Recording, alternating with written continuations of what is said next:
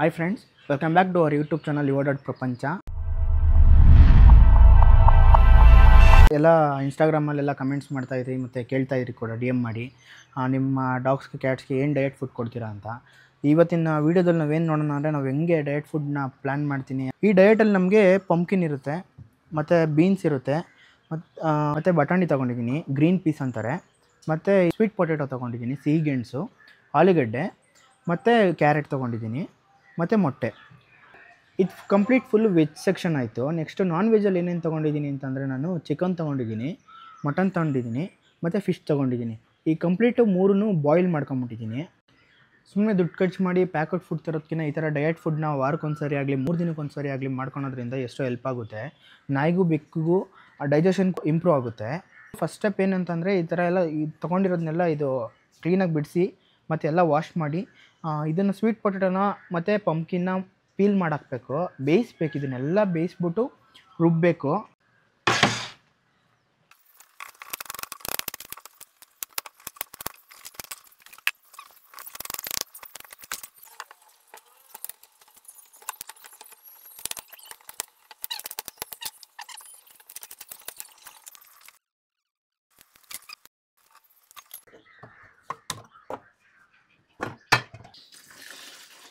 ಈಗ next step ಏನು ಮಾಡ್ತೀನಿ ಅಂದ್ಕೊಂಡ್ರಿ, ಉಪ್ಪು ಹಾಕ್ತೀನಿ ಅಂದ್ಕೊಂಡ್ರಾ?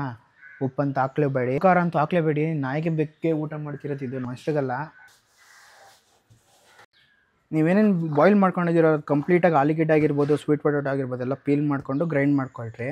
ನಾನಿವಾಗ ಗ್ರೈಂಡ್ ಮಾಡ್ಕೊಂಡು ನೆಕ್ಸ್ಟ್ ತೋರಿಸ್ತೀನಿ ನೋಡಿ. ಈಗ ಟೇಬಲ್ದು ಅಷ್ಟೇ, ಇನ್ನು ನಾನು ಮೀಟ್ದು ಗ್ರೈಂಡ್ ಮಾಡಿಲ್ಲ ಮತ್ತು ಮೊಟ್ಟೆದು ಕೂಡ ಗ್ರೈಂಡ್ ಮಾಡಿಲ್ಲ. ಸಪ್ರೇಟ್ ಮಾಡ್ಕೊಬೇಕಲ್ಲ, ಮತ್ತು ಬೆಕ್ಕಿಗೆ ಮತ್ತು ನಾಯಿಗಳಿಗೂ ಸಪ್ರೇಟ್ ಮಾಡ್ಕೊಬೇಕು ನಾನು. ಈಗ ಕಂಪ್ಲೀಟ್ ರೆಡಿ ಆಯ್ತು ಇದು ವೆಜಿಟೇಬಲ್ಸ್ದು. ಇದರಲ್ಲಿ ಮಾಡಿದ್ರೂ ನೀವು ಎಷ್ಟು ನೀರು ಇದ್ರ ಜೊತೆಗೆ ಸೇರಿಸ್ತೀರೋ ಅಷ್ಟೇ ಒಳ್ಳೇದು. ಅಂದರೆ ಈಗನ ಸೇರಿಸಿ ಊಟ ಕೊಡಬೇಕಾದ್ರೂ ಸೇರಿಸಿ ನೀರು ಜಾಸ್ತಿ ಕುಡಿಬೇಕಾದ ಅಷ್ಟೇ. ಡೈರೆಕ್ಟಾಗಿ ಕುಡಿದ್ರೂ ಒಳ್ಳೆಯದೇ, ಊಟ ಮಾಡಬೇಕಾದ್ರೆ ಅದ್ರ ಜೊತೆಗೆ ನೀವು ಕೊಟ್ಟರು ಒಳ್ಳೆಯದೇ. ಇದು ಬೋನ್ಲೆಸ್ ಚಿಕನ್ನು ಮತ್ತು ಮಟನ್ನು ಮತ್ತು ಫಿಶ್ಶು 3 ಇದೆ ಇದರಲ್ಲಿ ಬರೀ ಬೋನ್ಸ್ ಇದೆ. ಅಂದರೆ ಏನಕ್ಕೆ ಅಂತಂದರೆ ಬೋನ್ಸ್ ಏನಕ್ಕೆ ತಗೊಂಡಿದ್ದೀನಿ ಅಂತಂದರೆ ಮೇಯ್ನು ನಮ್ಮ ನಾಯಲ್ಲಿ ಒಂದು ಸ್ವಲ್ಪ ವೀಕ್ನೆಸ್ ಬರುತ್ತಲ್ಲ ಒಂದೊಂದು ನಾಯಿಗೆ. ಆ ವೀಕ್ನೆಸ್ನ ಹೋಗೋಕ್ಕೆ ನಾವು ಹೆಂಗೆ ನಮ್ಮ ಮನುಷ್ಯರುಗಳು ನಾವು ಹೆಂಗೆ ತಿಂತೀವೋ ಇದನ್ನು ಕಾಲಲ್ಲಿ ಸೂಪ್ ಮಾಡ್ಕೊಂಡು ನಾವು ಹೆಂಗೆ ಕುಡಿತೀವೋ ಆ ಥರ ಇದರಲ್ಲಿ ನೋಡಿ ಈ ಥರ ಬೋನ್ ಮ್ಯಾರೋದಲ್ಲಿ ಆಚೆ ಬರಬೇಕಿದೆಲ್ಲ ಸೂಪ್ ಕಂಟೆಂಟ್ ಆಚೆ ಬರಬೇಕು. ಈ ಥರ ಚೆನ್ನಾಗಿ ನೀವು ಅರಿಶಿನ ಹಾಕಿ ಬೇಯಿಸಬೇಕು. ಯಾವುದೇ ಕಾರಣಕ್ಕೂ ನೀವು ಬೆಕ್ಕಿಗಾಗಲಿ ನಾಯಿಗಾಗಲಿ ನಿಮ್ಮ ಮನೇಲಿ ಉಪ್ಪು ಖಾರನ ಸೇರಿಸಿ ಕೊಡಬೇಡಿ. ಅದೇ ಮೇಯ್ನ್ ಡೇಂಜರ್ ನೀವು ಮಾಡೋ ಮನೆಯಲ್ಲಿ ಮೊದಲನೇ ತಪ್ಪೇ ಅದು. ಉಪ್ಪು ಖಾರ ಇರೋದನ್ನ ಮನೇಲಿರೋ ಬೆಕ್ಕಿಗೂ ನಾಯಿಗೂ ಹಾಕ್ಬೇಡಿ, ಬೀದಿಲಿರೋ ಬೆಕ್ಕು ನಾಯಿಗೂ ಹಾಕ್ಬೇಡಿ. ಅದರಿಂದನೇ ಮೇಯ್ನ್ ಪ್ರಾಬ್ಲಮ್ ಸ್ಟಾರ್ಟ್ ಆಗೋದು. ಇದು ಕಂಪ್ಲೀಟ್ ನೀವೇನೇ ತೊಗೊಂಡ್ರು ಅರಿಶಿನದಲ್ಲಿ ಬೇಯಿಸ್ಕೊಳ್ರಿ. ಏನಕ್ಕಂದರೆ ಹೊಟ್ಟೆಲಿ ಏರ್ ಬಾಲ್ ಆಗೋಲ್ಲ. ಅಕಸ್ಮಾತ್ ಹೊಟ್ಟೆಲಿ ಏರ್ ಬಾಲ್ ಇದ್ರೂ ನೀವೇನು ಮಾಡಬೇಕಂತ ನಾನು ಒಂದು ವಿಡಿಯೋ ಕೂಡ ಮಾಡಿ ಹೇಳ್ತೀನಿ. ಅರಿಶಿನ ಹಾಕಿರೋದ್ರಿಂದ ನಮ್ಗೇನು ಇಂಪ್ರೂವ್ ಆಗುತ್ತೆ ಅಂದರೆ ಅದು ಆ್ಯಂಟಿಬಯೋಟಿಕ್ಕು, ಅದಂತೂ ಎಲ್ರಿಗೂ ಗೊತ್ತೇ ಇದೆ. ಅದರಿಂದ ಏನಾಗುತ್ತೆ ಅಂತಂದರೆ ಹೊಟ್ಟೆಲಿರೋಂಥ ಏರ್ ಬಾಲ್ಸ್ ಆಗಿರ್ಬೋದು ಅದೆಲ್ಲ ಆಚೆ ಬಂದುಬಿಡುತ್ತೆ. ಅಂದರೆ ಥ್ರೂ ವಾಮಿಟ್ ಆಗಿರ್ಬೋದು ಇಲ್ಲ ಮೋಷನಲ್ ಆಗಿರ್ಬೋದು ಬಂದುಬಿಡುತ್ತೆ ಆಚೆ. ಈಗೇನು ನೋಡ್ತಾ ಇದ್ದೀರಾ ಬ್ರೌನಿನ, ಇವನು ಕಂಪ್ಲೀಟ್ ಪಾರ್ವೋ ವೈರಸ್ಸಿಂದ ರಿಕವರ್ಡ್ ಆಗೋನೆ. ಅಂದರೆ 99% ಡೆತ್ತಿಂದ ಸರ್ವೈವಲ್ ಆಗೋನೆ.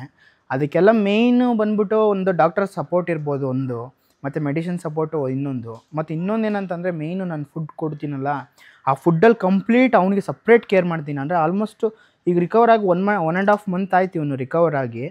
ಅಂದರೆ ಅಷ್ಟು ಫುಲ್ಲು ಬಾಡಿಯೆಲ್ಲ ವೀಕ್ನಿಂಗ್ ಆಗಿಬಿಟ್ಟಿತ್ತು. ನೀವೇ ಫಸ್ಟ್ ವೀಡಿಯೋದಲ್ಲಿ ಇಂಟ್ರೊಡಕ್ಷನ್ ವೀಡಿಯೋದಲ್ಲಿ ನೀವೇ ನೋಡಿರ್ತೀರ ಇದನ್ನು ಯಾವ ಥರ ಇದ್ದ ಯಾವ ಥರ ಆದ ಅಂತ.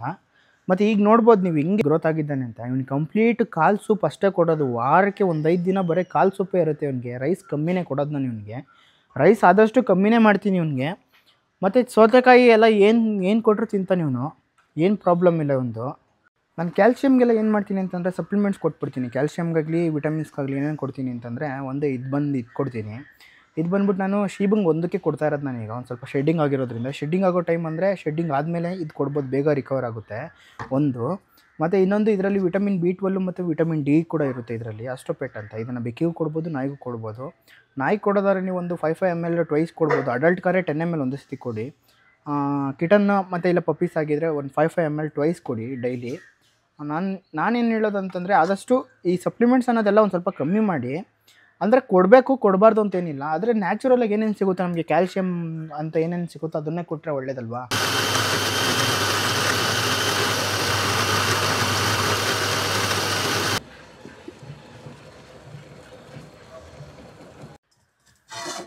ಈಗೇನು ನೋಡ್ತಿದ್ದೀರಾ ಇದಕ್ಕೆ ಮೊಟ್ಟೆನೂ ಕೂಡ ಆ್ಯಡ್ ಮಾಡಿದೆ. ಈ ಥರ ಆಗುತ್ತೆ ಮೊಟ್ಟೆ ಆ್ಯಡ್ ಮಾಡಿದ್ರೆ. ಈಗ ನಾನು ಇದರಲ್ಲಿ ಅರ್ಧ ನಾನು ಬೆಕ್ಕಿಗೆ ಎತ್ಕೊಂಡ್ಬಿಡ್ತೀನಿ. ನಾಯಿಗೆ ನಾನು ಜಾಸ್ತಿನೇ ಮಾಡ್ಕೊಬೇಕು, ಆದರೆ ಬೆಕ್ಕಿಗೆ ಒಂದು ಸ್ವಲ್ಪ ಮಾಡ್ಕೊಂಡ್ರೆ ಸಾಕು, ನನಗೆ ಇಷ್ಟ ಸಾಕು. ಇದು ಜಾಸ್ತಿನೇ ಆಯ್ತು ನನಗೆ. ಇದು ಕಂಪ್ಲೀಟ್ ಆಗೋಗುತ್ತೆ, ಇದು ಕಂಪ್ಲೀಟು.